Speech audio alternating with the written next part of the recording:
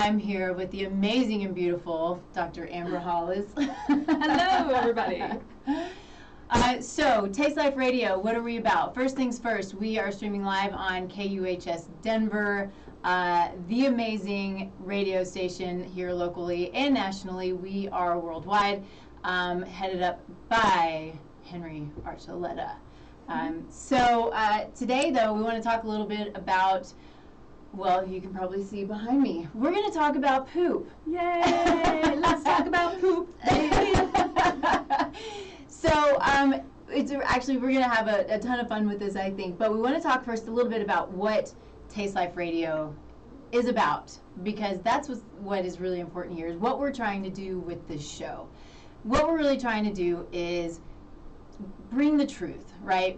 Empower you to find your truth, and then kind of be able to figure out ways of sifting through so much misinformation and disinformation and just plain lies out there in the media, online. It's so frustrating, and we've all been there. We were both there.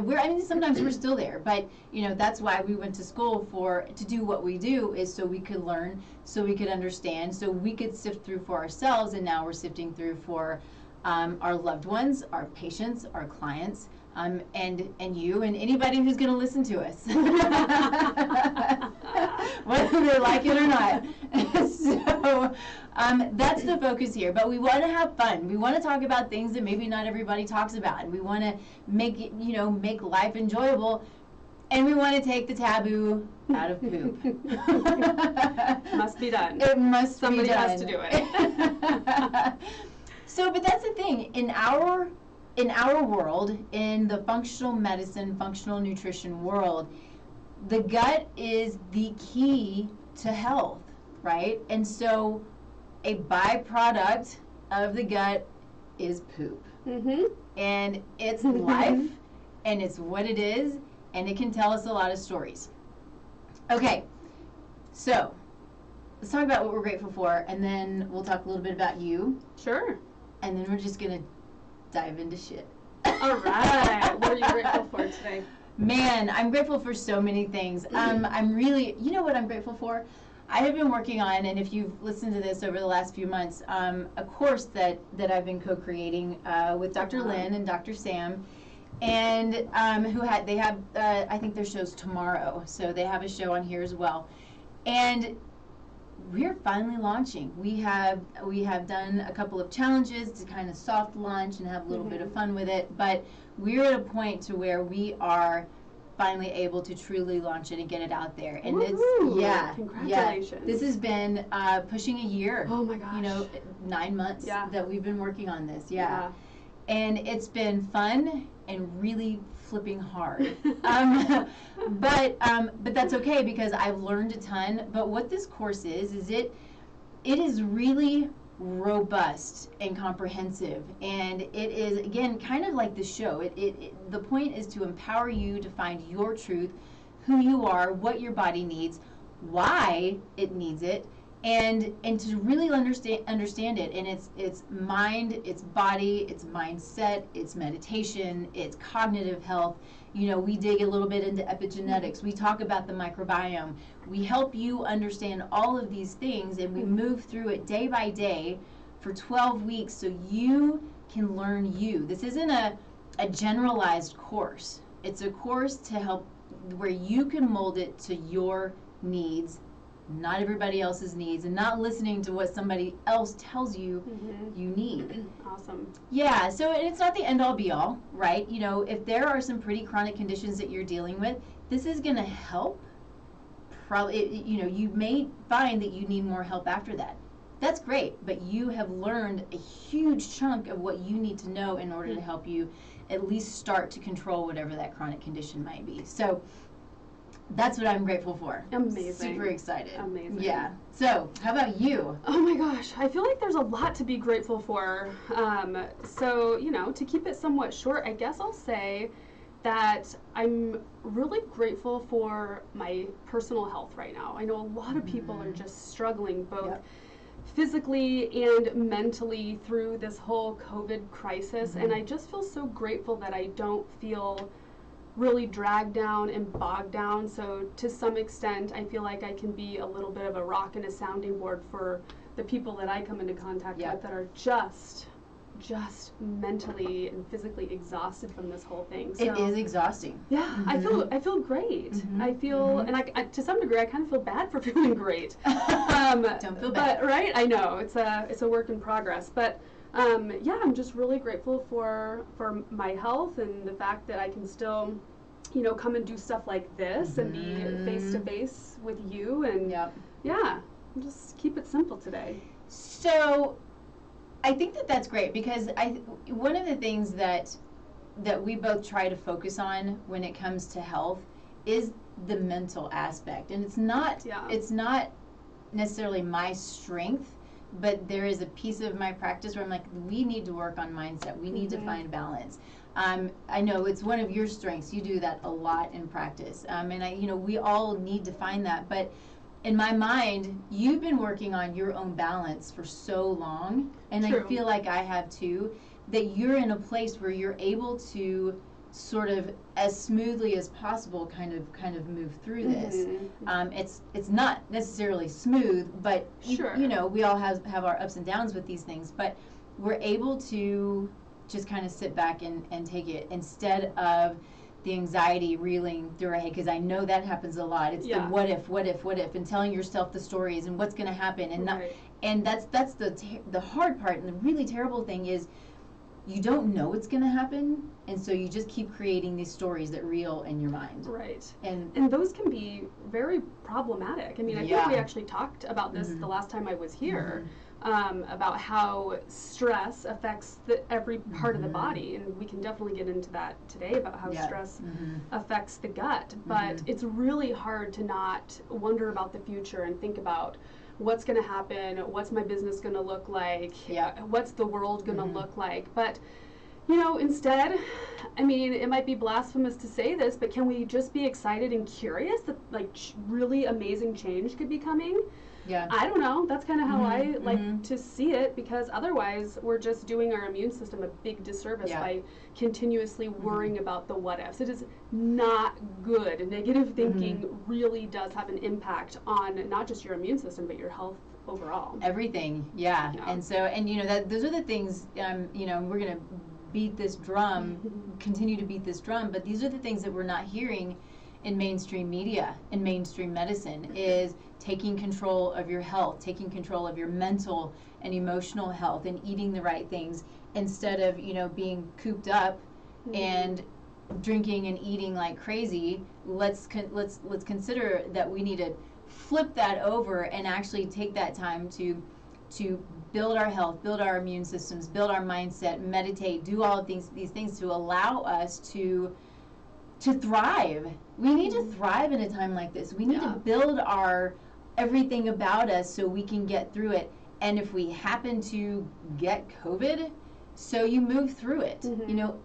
Lots of people are getting it, and I think most people are moving through it. And so I just can't help but to continue to say we have to focus on ourselves right now, and not focus on the craziness. Bring it in, take care of you, take care of your family, and if you do that, if everybody were to do that, then we start to build these little communities of health, and then it spreads and grows. And I just think that that's so important this is a time to be selfish. Absolutely. And for those of you or people that you know who are extremely overwhelmed by this, the best thing you can do, like Nikki said, is focus on yourself and your health, because that's how you're going to move through this. So that just brings us right back to the immune system and the gut, where most of it resides. It does. Yeah. But first, we need to talk about you. Oh, wow. What about me? So I am Amber Hollis. I'm a doctor of acupuncture and Chinese medicine, and I bring a very functional medical approach into my practice. which can mean a lot of things, but not recently, but what I'm most excited about recently is just diving into some of the testing. So traditional Chinese medicine, testing. you don't need testing. We have pulse diagnosis. Which is super cool too. Right, we can tell a lot by reading the pulse and looking at the tongue and the eyes and the ears, and the body just gives you a wealth of information. And now I feel like lab testing just really brings this beautiful layer where you just now have a lot more detail. So before, you know, I can feel the pulse and look at a tongue and be like, wow, we've got a major digestive issue going on. And there's symptoms too. Some people are very aware of their digestive issues and others are not. And that's what the testing allows us to do. So I'm really merging these two medical systems that just fit so beautifully together, that provide so much information when people feel completely lost. So yeah, I'm really, really just passionate and inspired by what is available, the tools that are available to us now. It is amazing. It is amazing. And, you know, kind of hitting on labs, because if you haven't already noticed, we're super nerds about the labs, but they give us so much information, and a lot of them are a little bit different than what you find in your everyday allopathic medicine. Sure, very different. And so allopathic being, you know, your primary care, your, you know, Western medicine physician, which is not okay. I mean, which is fine, but it really, when it comes to trying to understand underlying causes to symptoms, instead of trying to cover up with drugs or, you know, pharmaceuticals or drugs, whatever it is that floats your boat. But instead of covering up the symptoms, the goal is to find the underlying cause. Right. And so we always run, you know, kind of like your doctor would, a comprehensive metabolic panel. But it's much more extensive than your everyday comprehensive metabolic panel. Much more extensive. And much more extensive, but also looking at it through a much more narrow lens, if you will. Like those lab tests, those reference ranges are provided by the lab, and it's an average of the people who come in. Well, who's going to the doctor typically? So you're getting reference ranges from basically a bunch of sick people or, you know, random people who go in once a year for a checkup. So we look at it through a much more narrowed lens, which can help us detect either early onset or possibilities, maybe things that people don't even feel yet. It's true. So one of the ways I explain it to my clients is when we're looking at things that are outside of lab range, which is what you typically see on a lab report, we're looking at things that are potentially pathogenic. They could potentially be a problem. With the more narrow range, what we're typically looking at is red flags. And so you can take those red flags, you might have multiple red flags, and you start putting pieces of the puzzle together. If you see certain inflammatory markers elevated, and then you see eosinophils elevated, then you start to put these things together and see what the pattern is telling you. And then we move into, and this is, you know, we do this on, I do it on every one of my clients. I have clients, she has patients. I have to be very careful with that. But I do stool testing on everybody.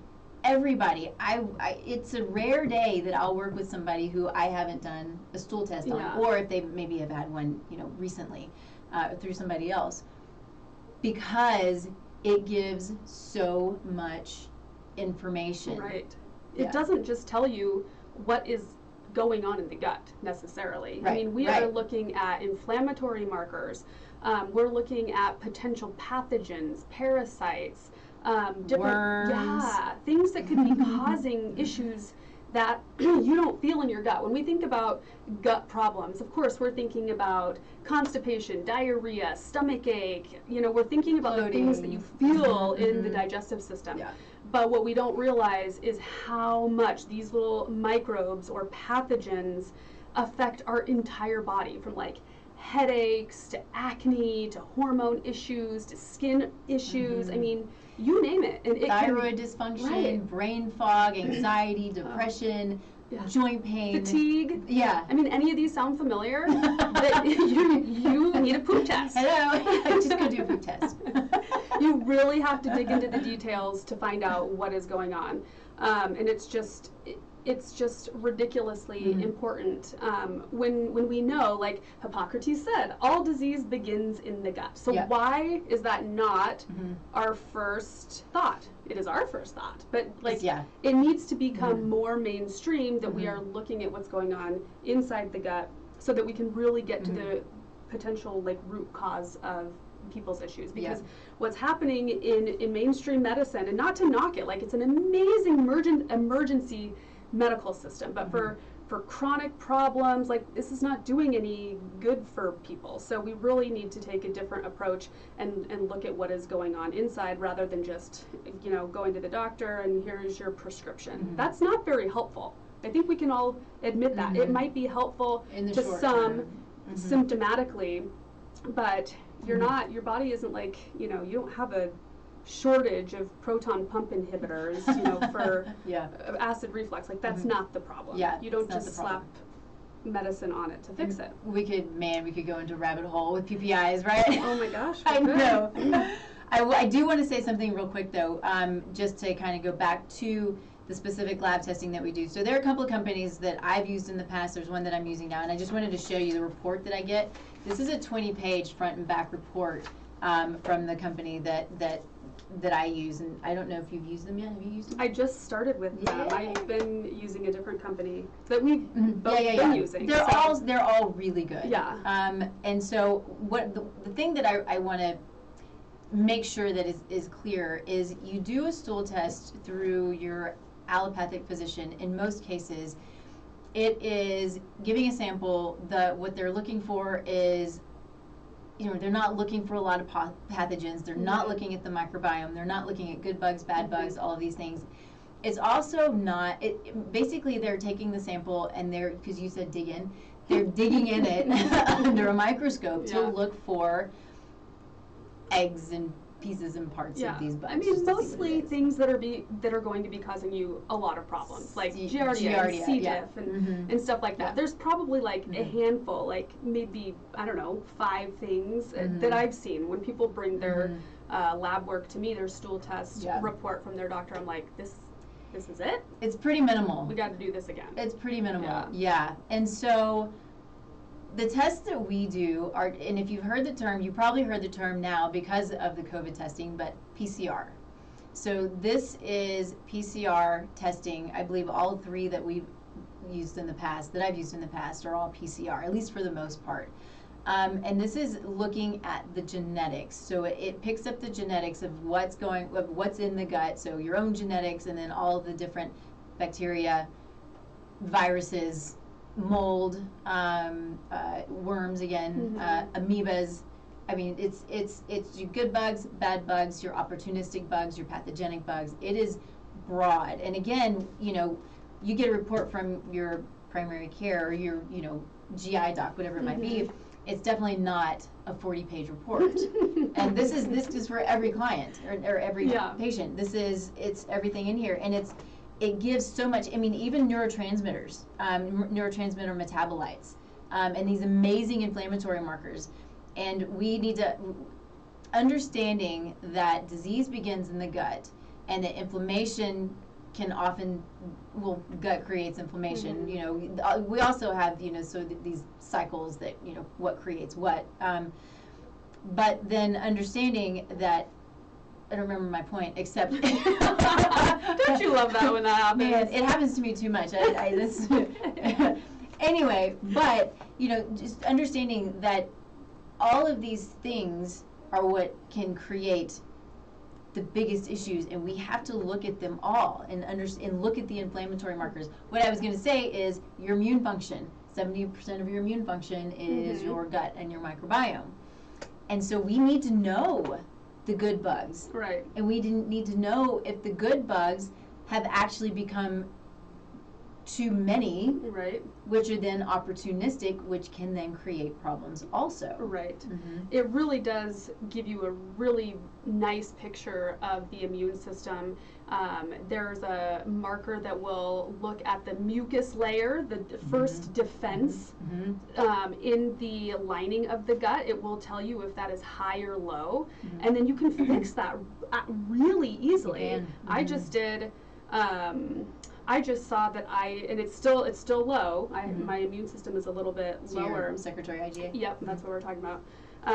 It's a little bit low, but I doubled it within 2 weeks of treatment. Amazing. And then retested about a month later. That's right, we were going to talk about it. We haven't talked about it yet. We're talking about it now.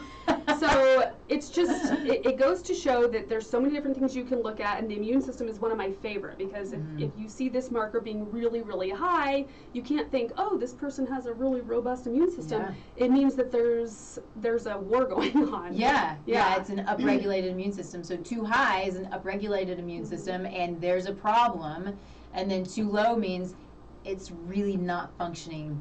I don't want to say at all, but it's having a really hard time. Right. One of the most interesting things that I love about, and I don't know if you heard what I said, it's called secretory IgA, and not to get too sciencey about it, but there are a lot of times that we feel like that we have sensitivities and we can't figure out what it is or why. And I'm going to use gluten as a starting point.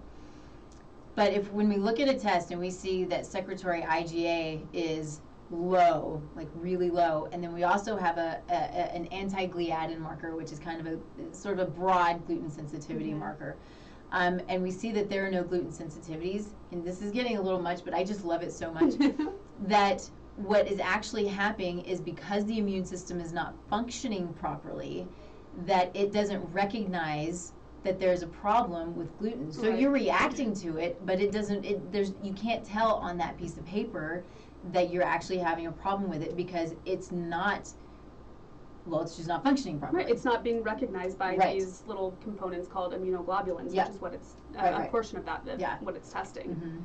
So lots, we could get into the nitty gritty, but just to give you, I think, a baseline of all of the different things that we can look at.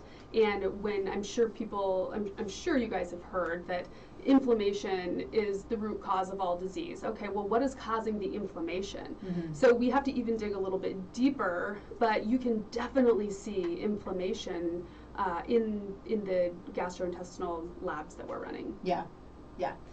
So going, with saying that, and I use this a lot now after you said it, but it's like acting, like that 5-year-old child, why? Yes. We're always asking why. Don't just assume that there's inflammation and you don't know why, and so you need to take anti-inflammatories like Advil or something like that, right? So always ask why. If you have an infection, why? If you have leaky gut, which is going to show up on a lab test, why? Do you have anxiety? Why? It's inflammation. Why? You have an infection. Why? There's always you always have to keep going until you kind of, and you, a lot of times I tell my clients too that we may not be able to put a name on what's happening. I can put a name on the infection because it shows up on my lab report. But just because it's not a disease doesn't mean that it can't be repaired. Fixed. Absolutely. And a lot of times it's not just one thing, right? Like it can, I like to look at it like this, and this is how I explain it to my patients.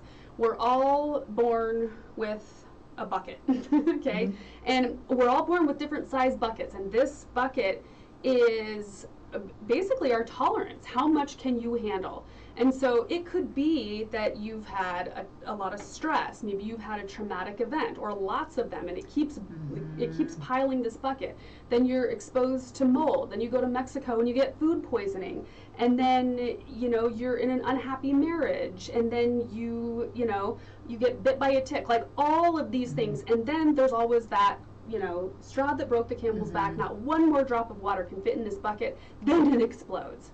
So sometimes you can't pinpoint just one thing. It is so important to realize that all of these different things, a lot of them are within your control, and that's cool. Like you got to look at your bucket and say, okay, what am I willing to put in here? Am I willing to have a really poor diet. That one didn't even get mentioned. Like that, feeds this bucket and fills it up really, really quickly. Really fast, yeah. So the beautiful thing about this whole concept is that you can control a large amount of what goes into that bucket. Yes, we all have stress.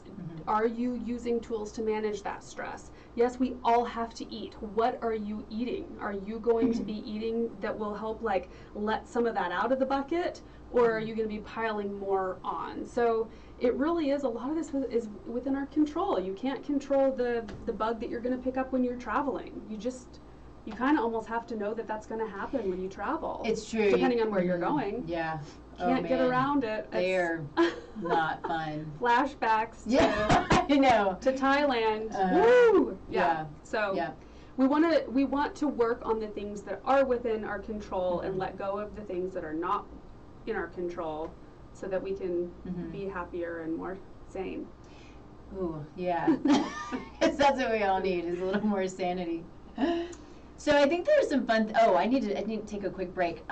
So I want to say KUHS streaming live here in Denver. So if you are not on the KUHS website right now, you can go to kuhsdenver.com, where they stream live and are amazing. We are hitting, I don't know, I haven't gotten numbers in a month or so, but I know we were hitting almost 100,000 people. So yay. Cool. Amazing.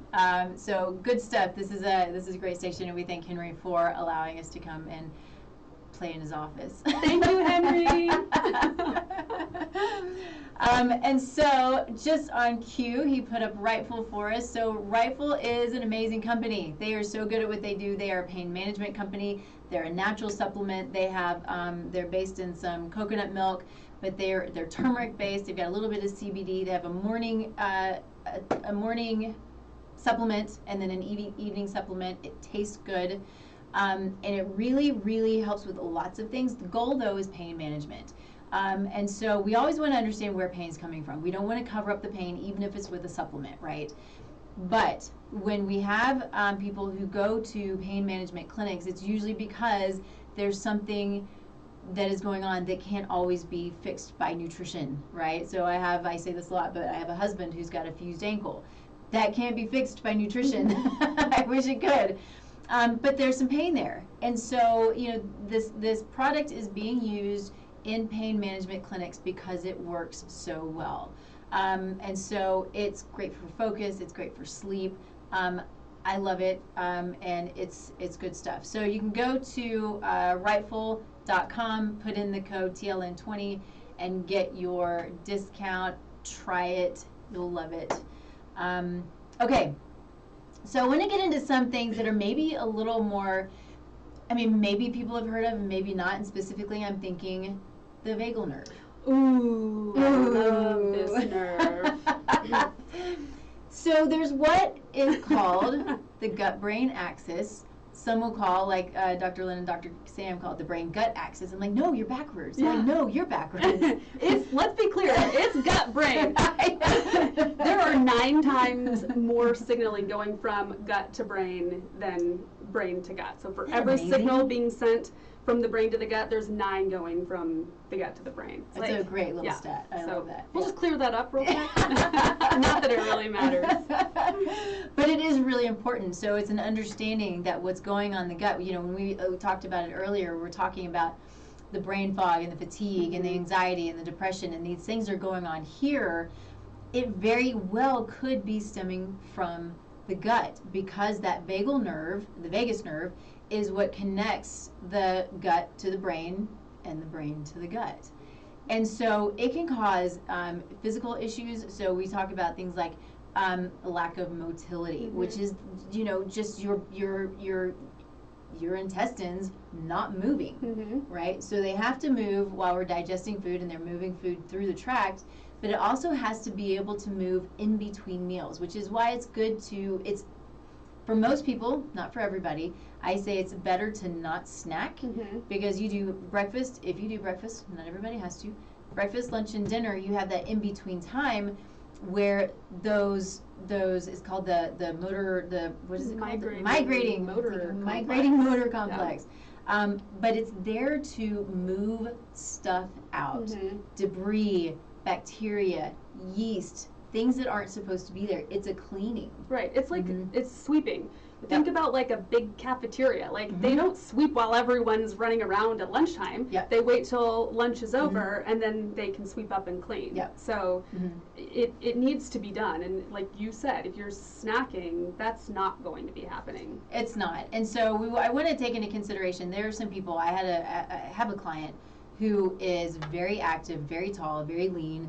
And there was a time, I don't know if it's as much the case now, but she was going through some healing and some things, and she needed to eat regularly. And so I think that there are times when it's maybe necessary. But I do believe for most of us who are not as active, we sit a lot, get a standing desk.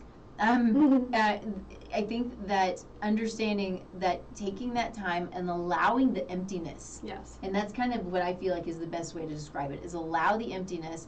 Be okay with some gurgling. It happens. And loud then, gurgling for me. Yeah, I know mine just did right now. I'm like, oh, I'm working.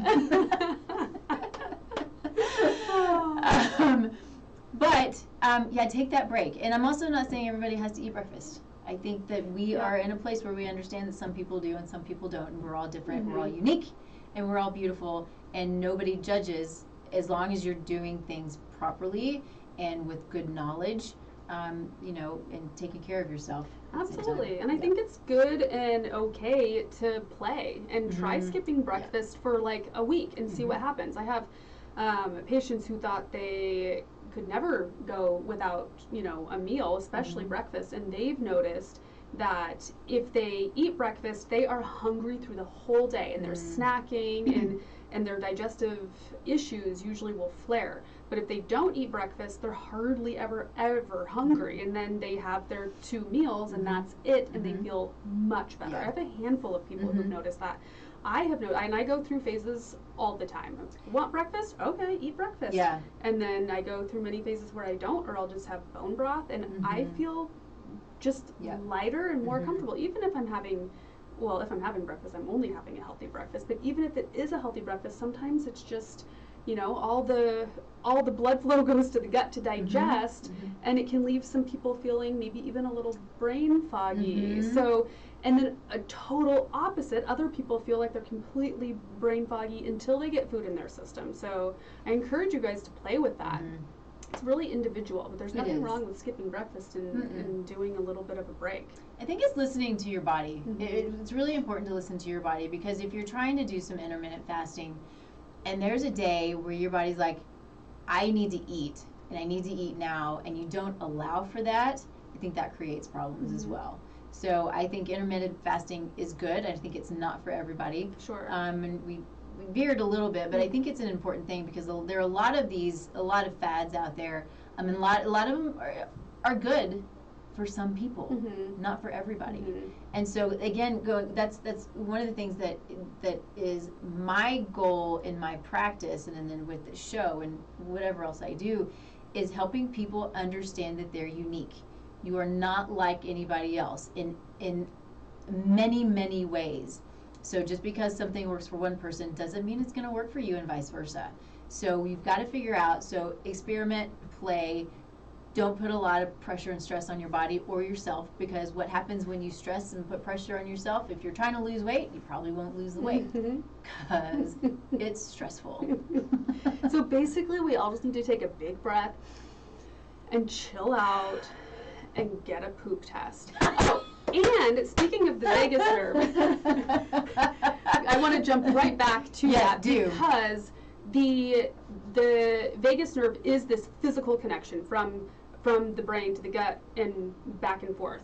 So one of the, and this nerve is responsible for a lot of things. It has so many things that it's in charge of, but the main thing is it's responsible for the parasympathetic nervous system. Now, what does that mean? You guys might have heard this as the rest and digest. These 2 branches, fight or flight, rest and digest. Most of us are living in this fight or flight. We're really stressed. We're go, go, go. We have all of these things to do, and the vagus nerve is responsible for putting us into that parasympathetic rest and digest mode. And one of the ways that we can actually stimulate that vagus nerve is through really deep belly breathing. So actually taking that big breath and a really slow, longer, deep exhale for even just a few minutes can be really, really helpful.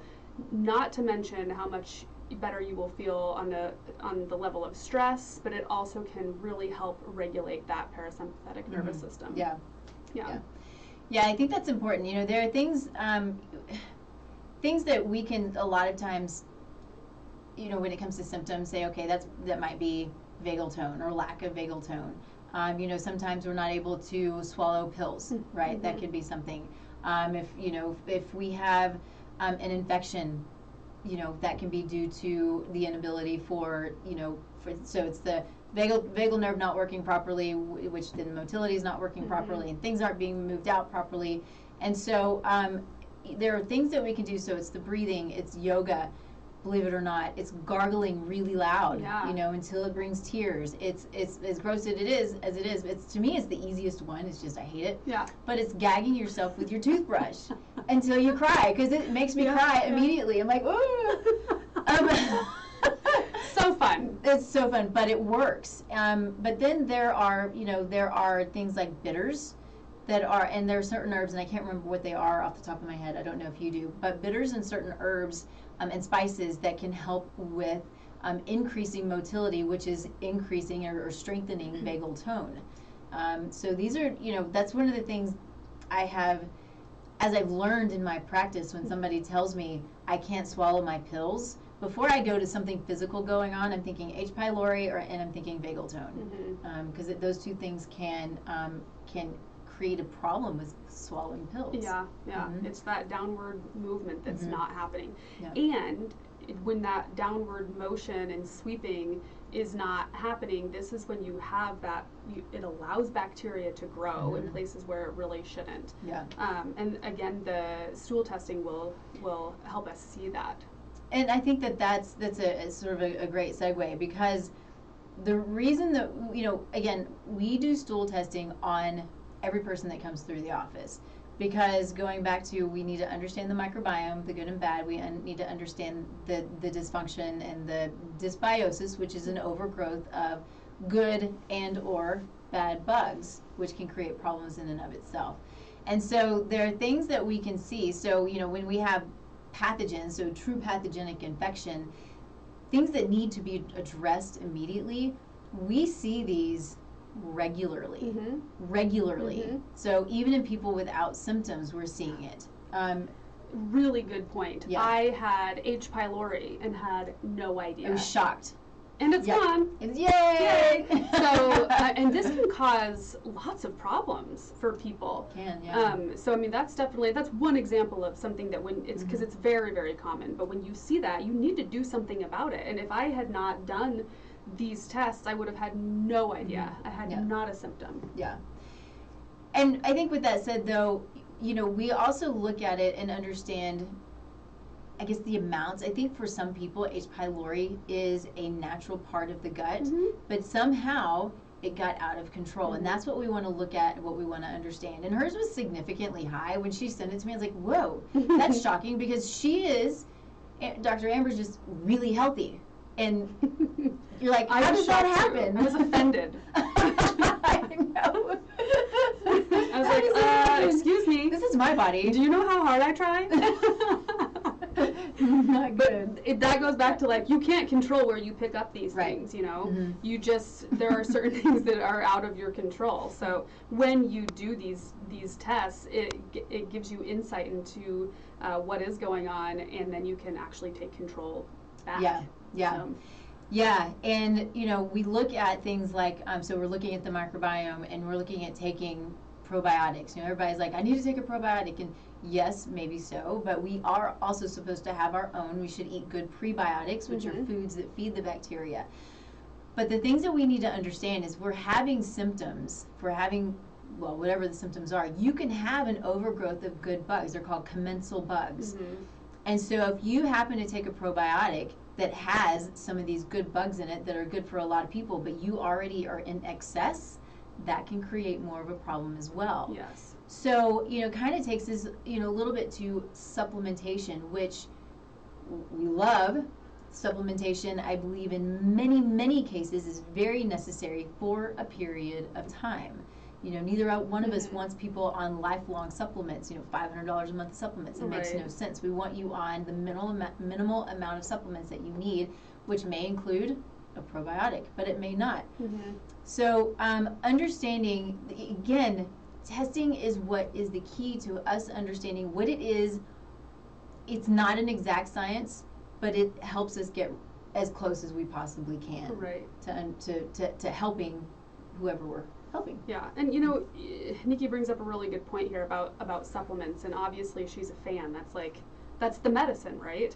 So one thing that I actually just sent out an email venting about this whole thing is that stores are full of supplements. Oh man. Okay, they're everywhere, and I'm sure this isn't to shame you. I'm sure you have supplements at home that you got at Whole Foods or GNC or somewhere online that you thought, oh, this is Don't buy online. Cheap. Yeah. Don't buy online. This is a really bad idea. Yeah. So there are certain companies, really good companies, that supply pharmaceutical grade supplements to practitioners only for a reason.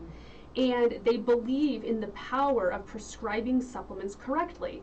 Everyone and their mom and their mom's mom are taking probiotics, and as Nikki just pointed out, that is not necessarily okay. That could be causing a lot of problems for a lot of people. And not that we're against probiotics, but let's look at what kind of probiotics you need. What do you need? Do you even need a probiotic? Would you be better off with just prebiotics? So I just really encourage you that if you feel like you need a supplement, you need to see somebody who can prescribe appropriately. Because if you just go to the store and pull peppermint off the shelf because you heard it was good for stomach aches, who knows what's going to happen. It's expensive urine. You're wasting a lot of money when you do this.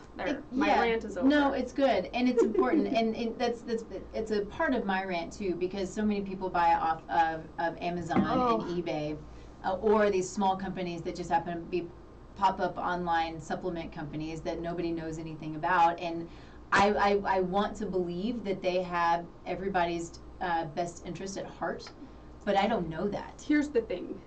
They may not. I hope they do too, but let me tell you this, going back to the pharmaceutical grade supplements that we use, only 3% of supplements are of that kind of value. Only 3%. So what does that mean? That means that the other 97% of supplements can have dyes, fillers, other excipients that just shouldn't even be there. And these can be, they can be toxic. They can be toxic. They can be damaging. You got to know what's in them. And when it comes to Amazon and eBay, some of these companies have bought their own products off of Amazon and eBay and then retested them, and they are not the same. They're expired.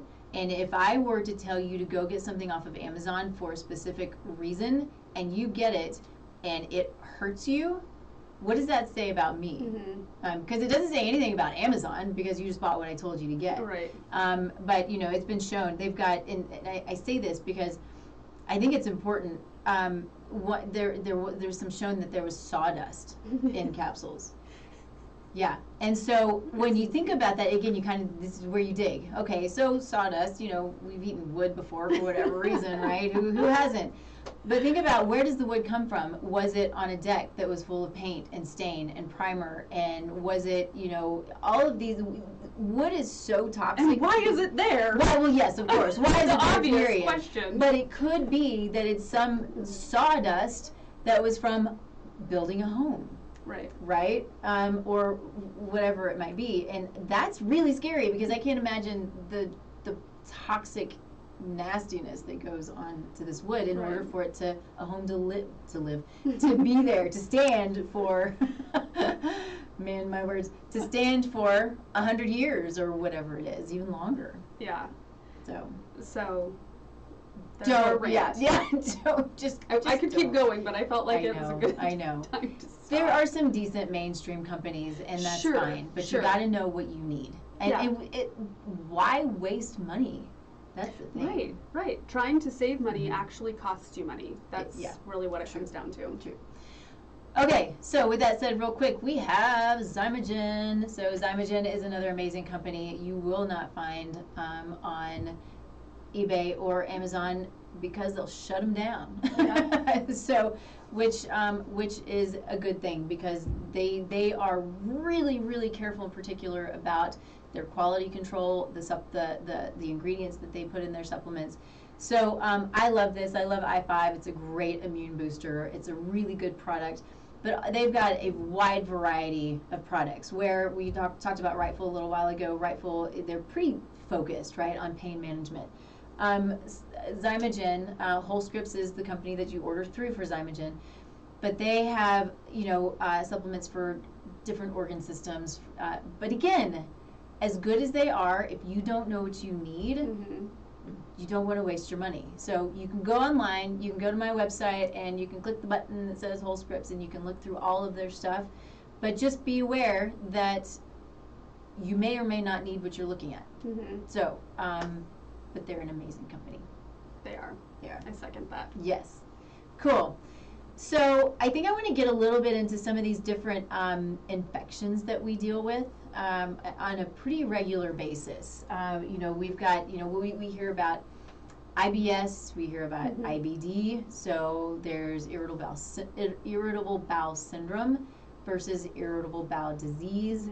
We have GERD, heartburn, we've got SIBO and SIFO, so SIBO, small intestinal bacterial overgrowth, and then small intestinal fungal overgrowth. We have this CFIDS, which is chronic fatigue immune disorder syndrome, which is a big one. It's a mouthful. It is a mouthful. So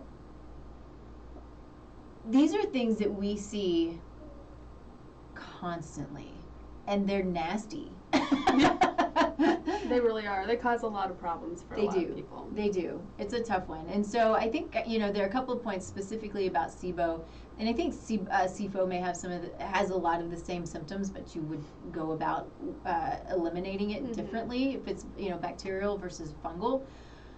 But things to understand about something like SIBO is it affects more than just the gut. So it goes outside of that. It conjugates or it binds up bile. So if it's doing that, which is what helps you to break down your fats and utilize your fats, which helps you utilize your fat-soluble nutrients, A, D, E, K, CoQ10. Those things are fat-soluble nutrients. You have to have fat in the diet. And if you're not breaking it down properly, you're not utilizing it, then you're probably going to be deficient in your fat-soluble vitamins. Dealing with COVID right now, everybody's deficient in vitamin D.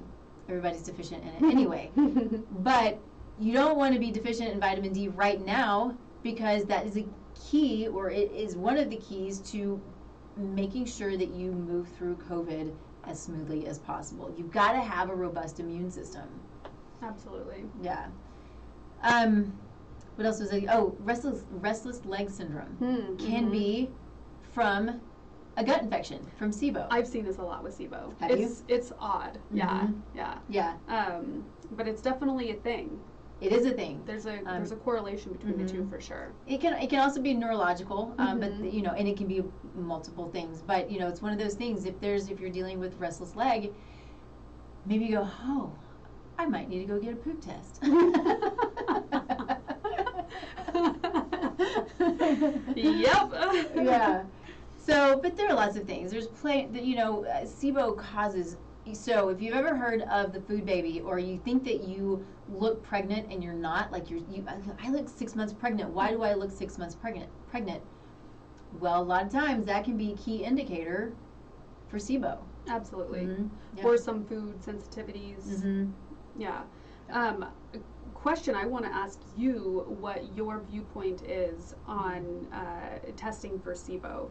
Are you a fan? Are you not a fan? Are you kind of in the middle? What do you think? Yeah. There's controversy around this, so this is why I'm asking. There is, and it's a great question, and she knows what I'm going to say. But every time to back it up, when I run these labs, virtually every time I'm consulting with a clinician on staff, so I know that what I'm seeing is right and that we are working for this particular client well. And it's not just me, it's multiple people who are on board making sure that we have the right protocol for this client. So I like to say that, you know, my clients work with a team, although they just kind of interact with me and my health coach, right?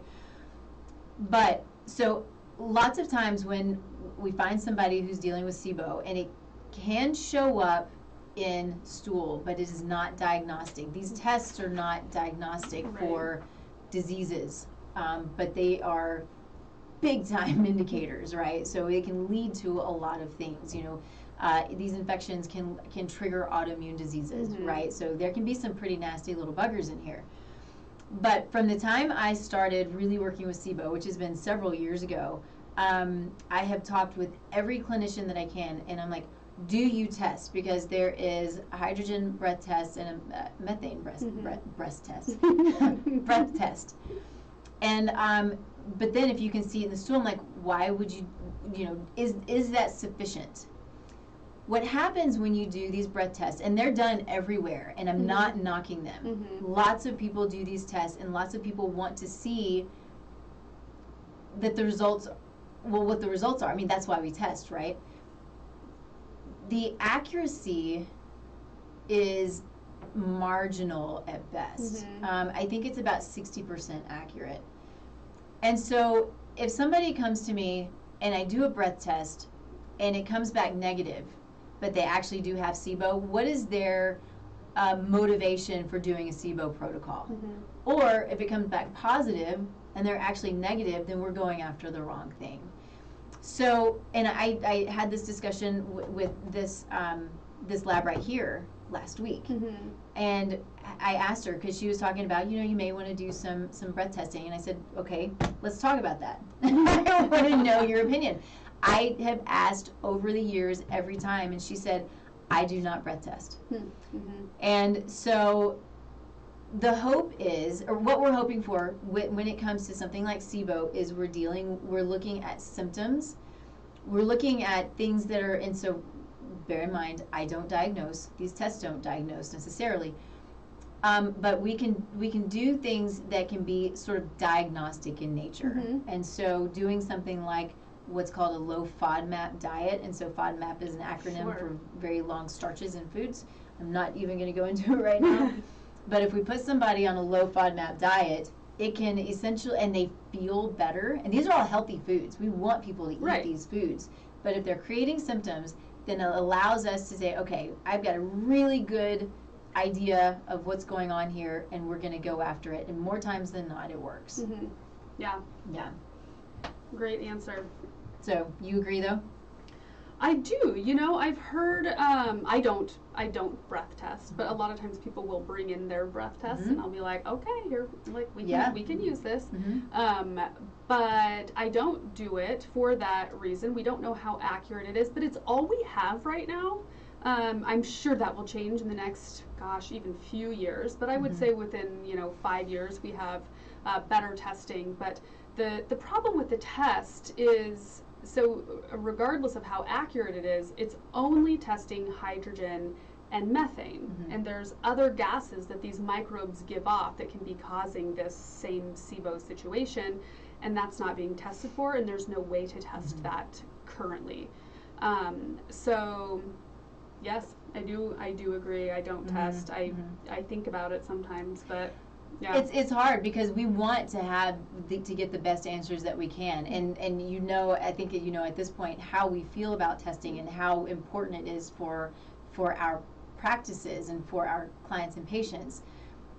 But if I don't feel like I'm getting good results, then I think I feel better and my client will feel better going based off of all of the other information, because you can put the pieces of the puzzle together. There may be a few missing, but that's what happens in life and what happens with the body. There's still so many things that we don't know about the body.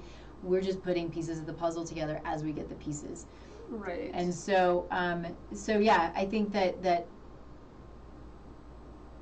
most of the time testing is important, and this one showed up with both methane and hydrogen bugs, and she was very specific. She's like, doesn't mean that that's what it is, but she's like, I bet it is. And I Right. said, well, I bet it too. Also because of the symptoms. Yeah, you can make a story out of it, but it's not looking at small intestine. Yeah. So that's just one thing to keep in mind. Yeah. So I think other things that can create these imbalances and this dysfunction and this dysbiosis, which again is an imbalance of good and bad bugs, or even an imbalance of good bugs where they get too high, right? A lot of us, as we age, we become deficient in hydrochloric acid. Hydrochloric acid is necessary, right? It's in the gut, in the stomach, and it starts breaking down foods. It starts breaking down proteins.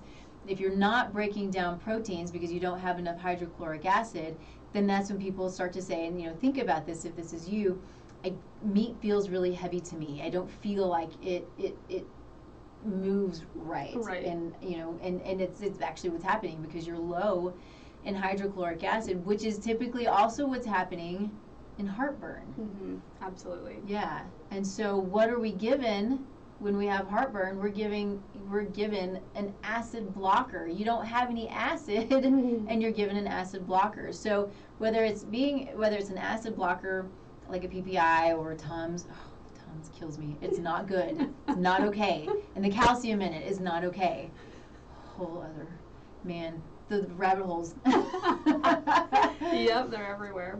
But if we don't have the hydrochloric acid, or for whatever reason, age, whatever it might be, it's creating deficiencies, and it's creating the inability for you to break down and utilize the nutrients that are in your food. So we have to have that acid. We cannot continue to take these acid blockers and proton pump inhibitors thinking that it's helping our heartburn or our GERD, because most of the times it's not. There are some situations where it has to be, and usually it's a physical situation. There's something that I'm trying to think of. I can't think what it is. Are you thinking of like Barrett's esophagus? Yes, thank you. Yeah. Yeah, it's a tough one. Yeah, that's one where it's probably the risk outweighs, or the benefit of taking the PPI, outweighs the risk. Yeah. But I would say that's probably it. And you can't just jump off of these things. So if anyone's listening who is taking a proton pump inhibitor, acid blocking prescription medication, or even over the counter. Right. You just, these things don't, if you've been taking it for a long time, you don't just pop off of them. That's not safe either. You do need to work with your doctor or, somebody who knows what they're doing. But with that said, this is, if you have heartburn, GERD, acid reflux, whatever that sensation that you're actually feeling is, even though it feels acidic and it feels burning, it's generally, almost always, we can't say always, but it's generally a problem of acid in the wrong place, not over acid production. Yeah. It is mostly under acid production. And I know that sounds a little counterintuitive, but you have to have the little flap that keeps the stomach contents, the acidic stomach contents from coming up into the esophagus has to be a certain pH for that to stay closed. So if there's not enough acid, it can open and allow what acid is there to come up and cause what we know as heartburn. Yeah. So. Yeah. Which can be really uncomfortable, and we get that and we realize that. But I was at the gym the other day and they were talking about their pregnant wives, a couple of guys talking about their pregnant wives, and they're taking, downing Prilosec and just munching on Tums. And it's like, I don't mean to interrupt. I couldn't help myself. Like, maybe tell them to try Tums. Maybe tell them to try apple cider vinegar. Look at me. Yeah, it works so well. But seriously, I see this all the time. Somebody's dealing, they're like, oh, it hurts. I'm like, okay, let's take some apple cider vinegar. And like, whoa, it's better when people believe that it's going to burn. Now, if it does burn, the lining is too thin and it's too much for you. You've got to repair that lining. And so you got to understand what you're dealing with. Right. But apple cider vinegar is from God. Magic sauce. It's magic sauce. It is. It's amazing stuff. It's good for so many things. It really is. It's a great way to break up stagnant food that's not moving through. Yeah, absolutely. So I hate this, but I think that we have to be finished. Yep. It's that time. It is that time. So, see, it wasn't so bad. We didn't just talk about poop. Right. We should have talked about poop a little bit more, shouldn't we have? Yeah. So if it's runny, not good. If it doesn't come out, not good. What else is not good? If it's difficult, not good. Right. And one thing just to mention to end on is that this is not a scary test. Yes, people, and that's why we're trying to take the taboo out of poop and actually doing the poop test itself. Yeah, it's a little weird to poop in a tray, but you're in your own home. A kit is sent directly to you. It's done in the privacy of your own home when you want. It is not that weird. You put it in a bag and you don't ever have to talk to anyone about it. It's quick and easy. Except for, who's going to be going over your lab work with you. It's very quick and easy. So, don't let that stop you. When you talk to somebody like us, when you talk about your poop with us, it's just like you're talking about your food. True. It's true. I mean, we talk about it all the time, and which is not for everybody. But again, it's a huge part of our story, and we have to understand it, because whatever is happening there is what's it's going on in here, and we got to know. We got to know. Yeah.